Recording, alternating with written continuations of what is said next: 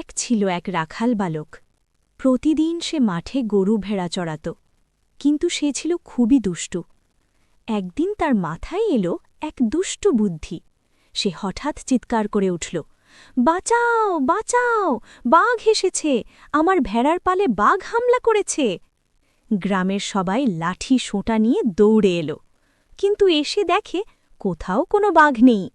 সবাই বুঝল রাখাল দুষ্টুমি করে মজা নিচ্ছে। গ্রামবাসী রাগ করে চলে গেল, কিন্তু রাখাল তো আরও বেশি মজা পেল। কয়েকদিন পরে সে আবার একই কাজ করল। আবার গ্রামবাসী ছুটে এলো, আবার দেখল বাঘ নেই। এভাবে সে বারবার মিথ্যে চিৎকার করত। একদিন সত্যি এক ভয়ঙ্কর বাঘ এসে ভেড়ার পাল আক্রমণ করল। রাখাল প্রাণ ভয়ে চিৎকার করতে লাগল, বাঘ বাঘ, কেউ আমাকে বাঁচাও। কিন্তু সেদিন কেউই এলো না। সবাই ভাবল ও আবার মিথ্যে বলছে। শেষে বাঘ রাখালের ঘাড় মোটকে তাকে খেয়ে ফেলল।